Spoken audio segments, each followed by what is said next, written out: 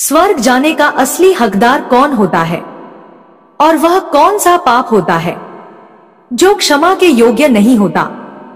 सबसे बड़ा महापाप जिसका दंड मनुष्य को भुगतना ही पड़ता है। जय श्री राधे कृष्ण। दोस्तों, अगर राधे कृष्ण को जरा भी मानते हो तो कमेंट में जय श्री राधे कृष्णा अवश्य लिखना। तो चलिए बगैर देर किए वीडियो को शुरू करते हैं।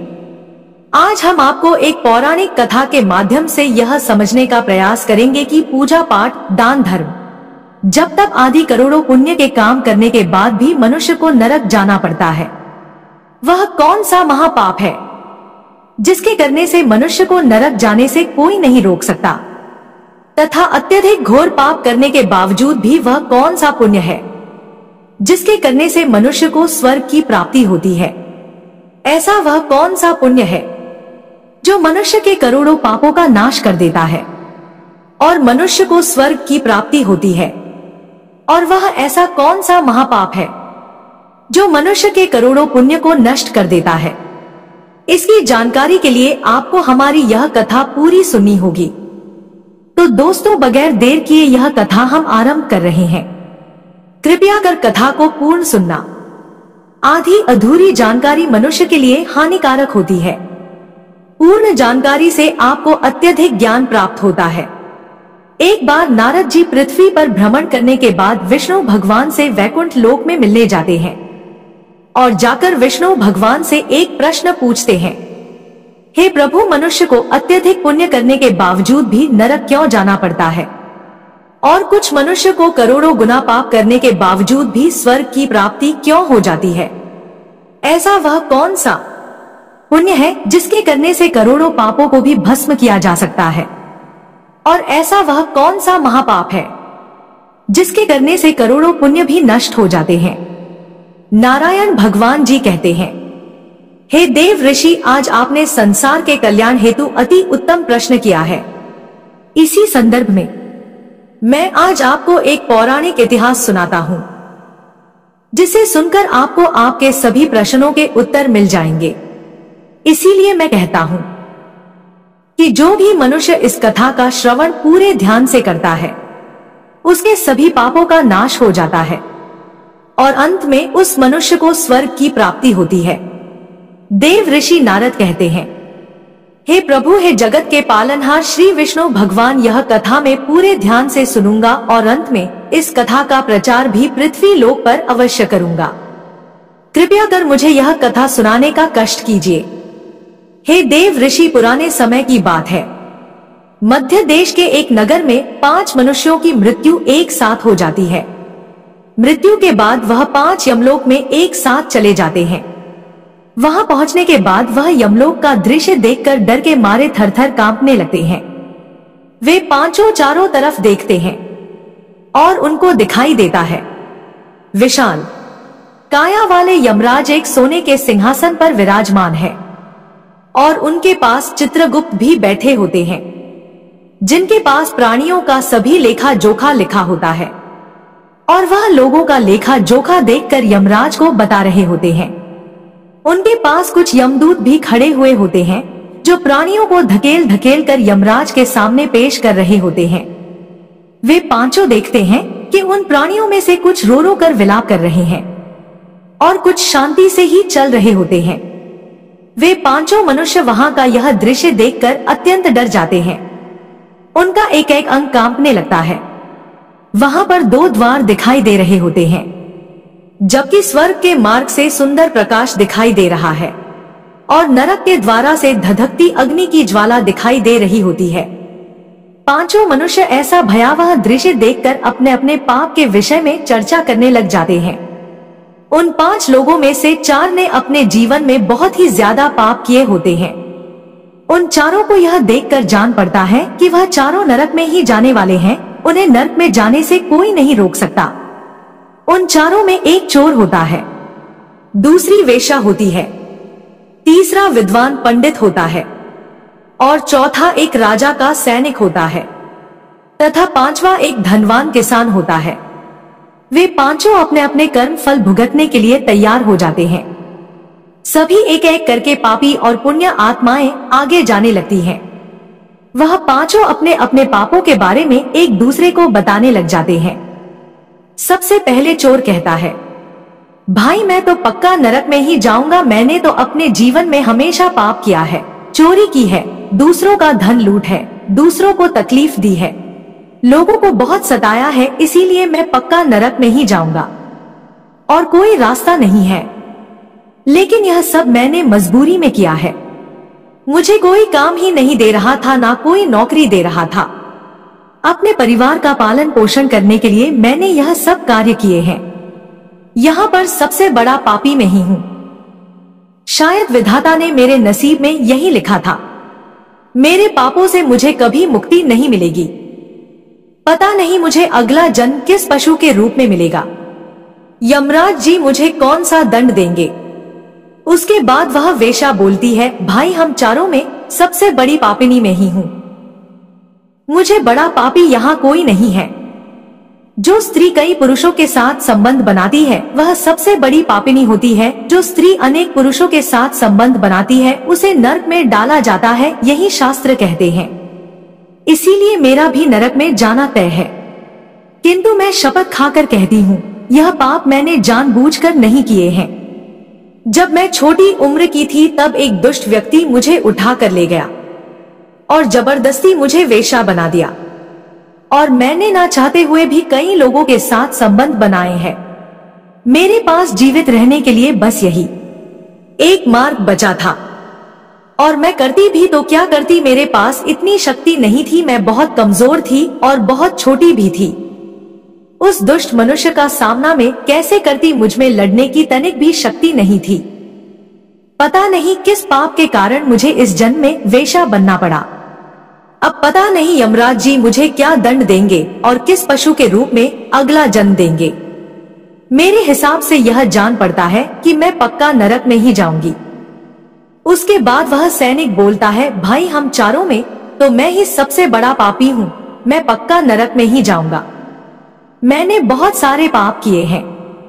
मैं राजा का सिपाही था, मैंने लोगों के साथ बहुत ही ज्यादा जोर जबरदस्ती की है और न जाने कितने लोगों के प्राण मैंने लिए हैं। न जाने कितने लोगों को मैंने सताया है और न जाने कितने लोगों को मेरे हाथों से दंड मिला है। यमराज इस पाप के लिए मुझे कभी क्षमा नहीं करेंगे और न जाने क्या दंड देंगे। लेकिन यह सब पाप मैंने जानबूझकर नहीं किया है। यह सब मैंने अपने परिवार के पालन पोषण के लिए और अपने प्राणों के भय के कारण किए हैं। हमारा राजा जो कहता था हमें उसका पालन करना ही पड़ता था। राजा की आज्ञा के सामने एक साधारण मानव क्या कर सकता था? कुछ भी नहीं। मुझे यह सब मजबूरी में करना पड़ता था। अगर मैं नहीं करता तो राजा मुझे दंडित करते और मेरी जान भी ले लेते। अपने प्राणों की रक्षा हेतु और अपने परिवार का लालन पालन करने हेतु मुझे यह सब मजबूरी में करना पड़ता था। यह सब करते हुए मुझे अत्यंत पीड़ा होती थी और मैं यह भी जानता था कि मुझे इस पाप के कारण नरक की ही प्राप्ति होगी। फिर भी मुझे मजबूरी में यह सब कार्य करने पड़ते थे। परिवार से मोह होने के कारण मुझे यह सब पाप करने पड़ते थे। लेकिन पाप तो पाप ही होता है, उसका दंड मुझे अवश्य ही मिलेगा। मैं ही यहाँ हम चारों में सबसे बड़ा पापी हूँ, मुझे यह दंड आवश्यक ही भुगतना पड़ेगा। यमराज मुझे न जाने किस पशु या किसी जानवर का जीवन देंगे। लेकिन पाप करने के बाद पश्चाताप करने से क्या फायदा? पाप किया है तो दंड भी अवश्य ही भुगतना पड़ेगा। इसके बाद वह विद्वान पंडित बोलता है कि भाई हम चारों में सबसे बड़ा पापी तो मैं ही हूँ, मुझे नरक की प्राप्ति अवश्य ही होगी, क्योंकि मैंने अपना ज्ञान बेचकर खूब धन अर्जित किया है। आप सब ने जो पाप किए हैं वह मजबूरी में किए हैं, अनजाने में किए हैं या किसी ने जबरदस्ती आपसे करवाए हैं। लेकिन मैं तो विद्वान था, पंडित था, मैं तो ज्ञान जानता था, अच्छे बुरे में फर्क जानता था।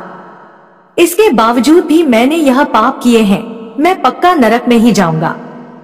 मैं सत्य असत्य भी जानता था और अच्छे और बुरे में फर्क करना भी जानता था, फिर भी मैंने यह पाप किए हैं। सिर्फ धन के लोभ वश मैंने यह पाप किए हैं। शास्त्र कहते हैं जो सब कुछ जानते हुए भी पाप करता है वह अवश्य ही नरक में गिरता है। मैंने अपने ज्ञान का दुरुपयोग किया है। मैंने अपने ज्ञान का उपयोग लोगों की भलाई के लिए नहीं किया, अपितु धन कमाने के लिए अपने ज्ञान का उपयोग किया है। मेरे घर की स्थिति अत्यंत गरीब थी। मेरे पिताजी भिक्षा मांग कर घर खर्चे चलाते थे। मैंने अपने घर की गरीबी दूर करने के लिए धन लेकर ज्ञान देने की चेष्टा की है। शास्त्र कहते हैं, जो विद्वान ब्राह्मण धन लेकर ज्ञान देने की चेष्टा करता है उसको अवश्य ही नरक में जाना पड़ता है। और मैंने तो कभी किसी को मुफ्त में ज्ञान नहीं दिया। जिसको भी ज्ञान दिया उससे मैंने धन अर्जित किया है। इसीलिए आप चारों में सबसे बड़ा पापी तो मैं ही हूँ। मुझे अवश्य ही नरक में जाना पड़ेगा। उन चारों की बात सुनकर वह धनी किसान जोर से हंस पड़ा और उसने कहा, तुम चारों तो बहुत ही बड़े पापी हो। तुम चारों ने अत्यंत घोर पाप किए हैं, इसीलिए यमराज तुम्हें कभी माफ नहीं करेंगे, नरक में अवश्य ही भेजेंगे। इससे तुम्हें कोई नहीं बचा सकता। यहाँ पर मौजूद तुम सब में सबसे ज्यादा पुण्यवान तो मैं ही हूँ। मुझे अवश्य ही स्वर्ग की प्राप्ति होगी, क्योंकि मैंने सबसे ज्यादा पूजा पाठ की है और ब्राह्मणों को दान दक्षिणा भी दी है।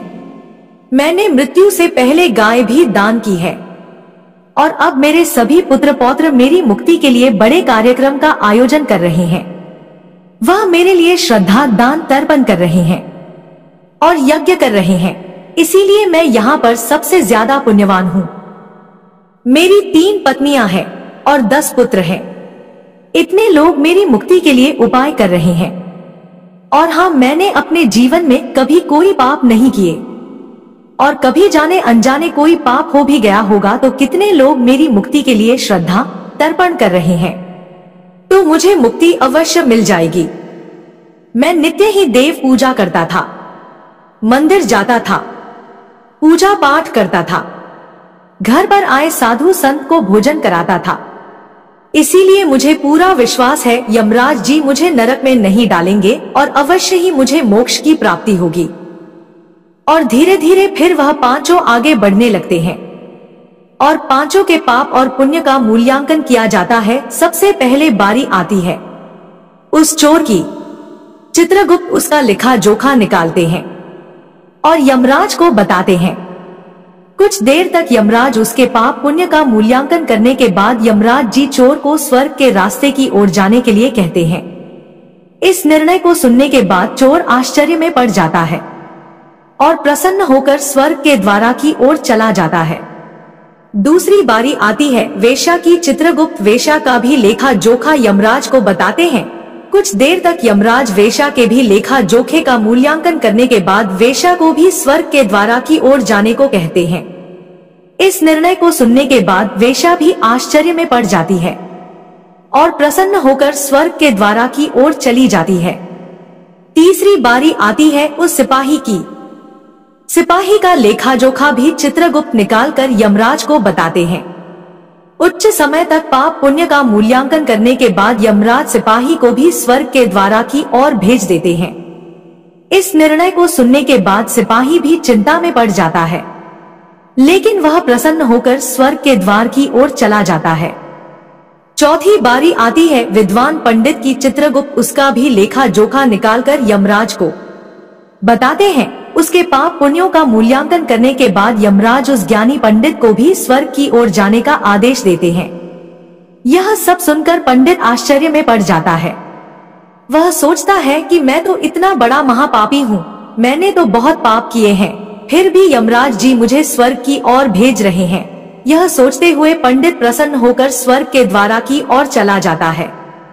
उन चारों को स्वर्ग की ओर जाता देख वह धनवान किसान दुखी हो जाता है और सोचने लग जाता है कि यह कैसा न्याय है, इन पापियों को भी स्वर्ग जाने का मौका मिल गया। फिर मैंने जो पुण्य के काम किए हैं उनका क्या? पापी और पुण्य एक ही जगह डाले जाएंगे तो पुण्य करने का क्या फायदा? फिर वह धनवान किसान को दूध जोर से धकेल देते हैं और कहते हैं, अरे पापी तू आगे चल, तुझे नरक में डाला जाएगा, तुझे यमराज बिल्कुल भी माफ नहीं करेंगे। यह सुनकर धनवान किसान भयभीत हो जाता है और उनसे कहने लगता है, हे यमदूतों, मैं तो स्वर्ग में जाऊंगा, मैंने अपने जीवन में बहुत पुण्य किए हैं, मैंने कभी कोई पाप नहीं किया है, देख लेना यमराज मुझे स्वर्ग ही भेजेंगे। फिर वह धनवान किसान यमराज के सामने जाकर खड़ा हो जाता है। चित्रगुप्त उसके पाप और पुण्य का लेखा जोखा देखते हैं और उसके पाप का पल्ला भारी हो जाता है। यह सब देखकर यमराज क्रोधित हो जाते हैं और उसे कहता है, अरे दुष्ट, तूने तो बहुत बड़ा अपराध किया है, तुझे तो नर्क में ही जाना पड़ेगा। यह सुनते ही वह किसान थरथर कांपने लगता है और कहता है, हे यमराज, यह तो अन्याय है। मैंने तो जीवन में कोई पाप नहीं किए हैं, अपितु पुण्य ही किए हैं, तो मुझे नरक में क्यों डाल रहे हो? और मुझसे पहले जो 4 लोग गए थे वह तो बहुत ही बड़े महापापी थे, उन्हें तो अपने स्वर्ग में डाल दिया और मुझे जैसे पुण्यवान को आप नरक में डाल रहे हैं। ऐसा अन्याय आप मेरे साथ क्यों कर रहे हैं? अगर आप ऐसा अन्याय करेंगे तो धरती पर कोई मनुष्य पुण्य नहीं करेगा। यह सुनकर यमराज कहते हैं, अरे पापी, उन 4 के पाप मिलकर भी तुम्हारे जितने पापी नहीं है वे। तुमने तो ऐसा माँ बाप किया है जिससे तुम्हारा सारा पुण्य एक बाप के कारण ही नष्ट हो गया है। अगर तू वह पाप नहीं करता तो तुझे अवश्य ही स्वर्ग की प्राप्ति हो सकती थी, लेकिन यह पाप तुम्हें जानबूझकर किया है, इसीलिए तुझे नरक में अवश्य ही जाना पड़ेगा। इस एक पाप ने तेरा सारा पुण्य नष्ट कर दिया है। उसे चोर ने तो मजबूरी में चोरी की थी, चोरी करने के बाद भी वह दूसरे लोगों का पेट भरता था और दान पुण्य भी करता था, धार्मिक कार्य भी करता था। कभी किसी गरीब को नहीं सताया बल्कि भूखे लोगों का पेट भरता था। कभी किसी गरीब के घर चोरी नहीं की, इसीलिए उसका पुण्य पाप से पड़ा था, इसीलिए उसे स्वर्ग की प्राप्ति हुई थी। दूसरी वह वेश्या थी, उसने भी मजबूरी में यह सब किया था, उसे जबरदस्ती वेश्या बनाया गया था। उसने वह कार्य अपने मन से नहीं किया था, वेश्या होने के बावजूद भी उसने अपने ही शरीर को पीड़ा दी थी। बाकी सभी कार्य तो वह पुण्य के ही करती थी, ने कभी किसी का दिल नहीं दुखाया, कभी किसी का बुरा नहीं किया। वह प्रतिदिन पशु पक्षियों को दाना पानी खिलाती थी और दान पुण्य करती थी, इसीलिए उसके पुण्य उसके पाप से ज्यादा पड़े थे, इसीलिए उसे हमेशा को स्वर्ग की प्राप्ति हुई है। तीसरा वह सिपाही था, उसने अपने राजा के आदेश का पालन किया था, इसके बावजूद भी उसने बहुत सारे होने के कार्य किए हैं, कई बेसहारा लोगों की मदद की है, इसीलिए वह भी स्वर्ग में गया है। चौथा वह विद्वान पंडित था, उसने शिक्षा बेचकर पाप अवश्य किया है, इसके बावजूद भी वह प्रतिदिन गाय की सेवा करता था और भी अधिक पुण्य के कार्य करता था, जिससे कि उसके पुण्य उसके पाप पर भारी पड़ रहे थे, इसीलिए उसे भी स्वर्ग की प्राप्ति हुई है। यह सब सुनकर वह धनवान किस बोलता है, धर्मराज जी, जितने पुण्य उन सब ने किए हैं, मैं भी तो किए हैं, मैं तो बल्कि उनसे ज्यादा पुण्य किए हैं, फिर ऐसा मुझसे कौन सा अपराध या पाप हुआ है जो मुझे नरक में भेजा जा रहा है। यह सब सुनकर धर्मराज जी कहते हैं, हे दुष्ट पापी, याद करके तूने उसे विधवा अबला नारी पर झूठा आरोप लगाया था कि उसने तेरे घर पर चोरी की है, और इसके साथ ही तूने उसे विधवा नारी पर कई अन्य गलत लांछन भी लगाए थे। उसे व्यभिचारिणी और वेश्या कहकर कलंकित किया था और उसके चरित्र का हनन किया था।